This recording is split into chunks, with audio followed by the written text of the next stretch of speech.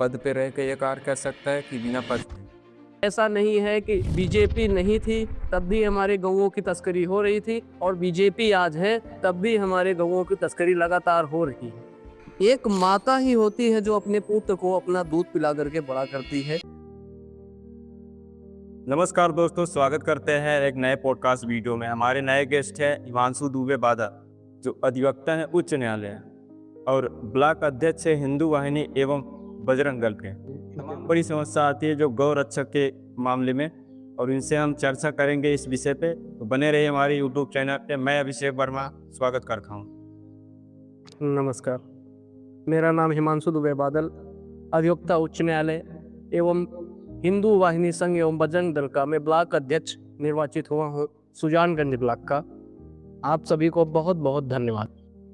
तो सर, वकालत के क्षेत्र में आप इतना आगे बढ़ चुके हैं, तो राजनीति में आने का क्या उद्देश्य है? देखिए, मैं आपको बताना चाहूँगा कि मैं किसी राजनीतिक पार्टी से जुड़ा हुआ व्यक्ति नहीं हूँ। मैं एक संघ से जुड़ा हुआ व्यक्ति हूँ, जिस संघ का नाम है हिंदू वाहिनी संघ एवं बजरंग दल संघ। इसमें मुझे कहीं से कोई फंडिंग नहीं होती है, ना मेरा चुनाव लड़ने का कोई इरादा है।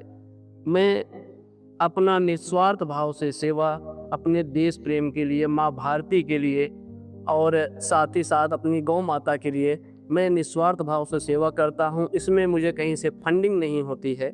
और आप यदि इसे राजनीतिक नाम देना चाहते हैं तो मैं आपको कहूँगा कि आप भारत के हर एक प्रत्येक जितने भी बच्चे हैं जो माँ भारती की सेवा में कार्यरत है या निस्वार्थ भाव से सेवा कर रहे हैं, तो आप उन्हें भी राजनीतिक मुद्दा या राजनीतिक पार्टी से जोड़ दीजिए। अगर ऐसा नहीं संभव है तो मैं भी कहना चाहूँगा कि मैं किसी भी राजनीतिक पार्टी से जुड़ा हुआ व्यक्ति नहीं हूँ। मैं स्वयं सेवक हूँ हिंदू वाहिनी संघ और बजरंग दल संघ का। मुझे मेरी कार्यशैली को देखते हुए, सामाजिक विचारधाराओं को देखते हुए मुझे इस पद पर बैठाया गया है, ताकि मैं गौ माता के लिए निस्वार्थ भाव से कुछ कर सकूं।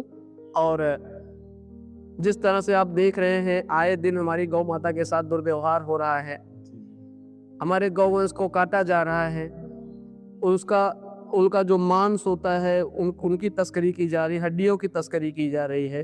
तो मैं चाहता हूँ यदि हम लोगों ने बचपन से लेकर के आज तक एक कतरा भी दूध उनका सेवन किया है, तो उस हिसाब से एक माता ही होती है जो अपने पुत्र को अपना दूध पिला करके बड़ा करती है।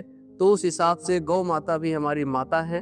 तो मैं चाहता हूँ कि हमारी गौ माता को किसी प्रकार की समस्या ना हो, इस वजह से मैं निस्वार्थ भाव से सेवा करता हूँ और करता रहूँ।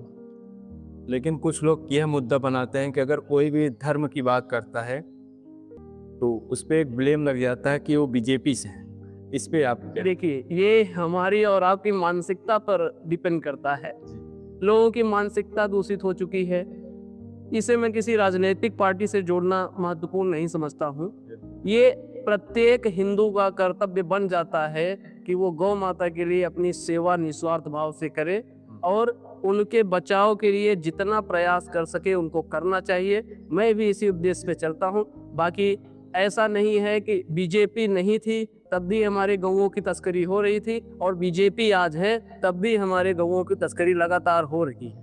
मतलब फुल डिपेंडेंट मतलब नहीं है कि रोक सके। जी, जी, जब तक सब नहीं चाहेंगे, धर्म के प्रति निष्कुल रहेंगे, तभी हो पाएगा। जी, जी, जी। इसके लिए निस्वार्थ भाव से हर प्रत्येक हिंदू को आगे आना पड़ेगा और अपनी गौ माता की रक्षा करनी पड़ेगी। सर, मेरा नेक्स्ट क्वेश्चन है कि गौ तस्करी के लिए कोई विशेष प्रावधान है क्या?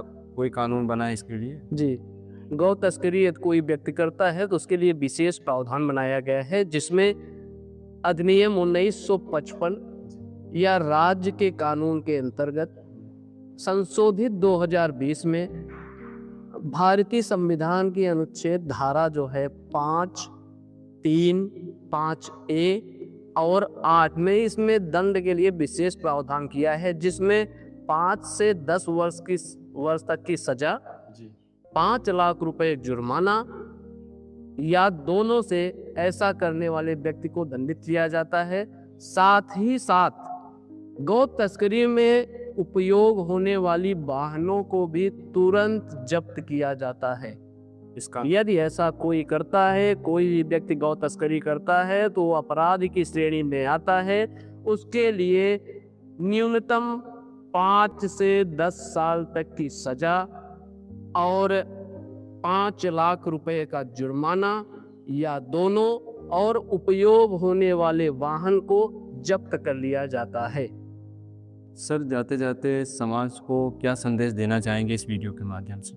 जी, मैं इस वीडियो के माध्यम से जितने भी युवा साथी मेरी वीडियो देख रहे हैं, जहाँ तक भी मुझे लोग सुन पा रहे हैं, मैं सबसे एक ही अनुरोध करना चाहूँगा कि यदि आपके शरीर के अंदर गौ माता का एक बूंद दूध है, दूध की मात्रा यदि एक बूंद भी आपके अंदर है, तो सदा प्रयास करिए, सदैव एक ही प्रयास करिए, गौ तस्करी को रोकना, गौ माता की रक्षा करना।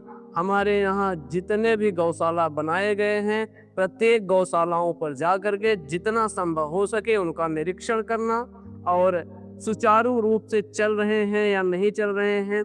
यदि नहीं चल रहा है तो अपने आला अधिकारियों को खबर देना और प्रत्येक गौ माता की रक्षा करें। हर गौ माता को कटने से बचाएं, उनकी सेवा करें। और आजकल के युवाओं के अंदर एक उत्तेजना है, अगर उस उत्तेजना से कार्य किया जाए, उस उत्तेजना को सही दिशा में लगाया जाए गौ माता की रक्षा के लिए, तो हमें लगता है भारत में कभी भी किसी भी गौ माता को ये दर्द नहीं सहना पड़ेगा और प्रत्येक गौ माता सुरक्षित महसूस करेंगी। और सर, मेरा एक क्वेश्चन था कि अगर कोई व्यक्ति क्या पद पे रह के ये कार्य कर सकता है कि बिना पद के? देखिए, अगर आप निस्वार्थ भाव से सेवा करना चाहते हैं, इसमें किसी पद की आवश्यकता नहीं है। आपका निस्वार्थ प्रेम ही सबसे बड़ा पद है। अगर आप निस्वार्थ भाव से किसी की सेवा करते हैं, तो इससे बड़ा पद मुझे नहीं लगता कि कुछ हो सकता है। तो सर, इस वीडियो को हम समाप्त करते हैं और मिलते हैं नेक्स्ट वीडियो में। तब तक के लिए जय हिंद, जय भारत।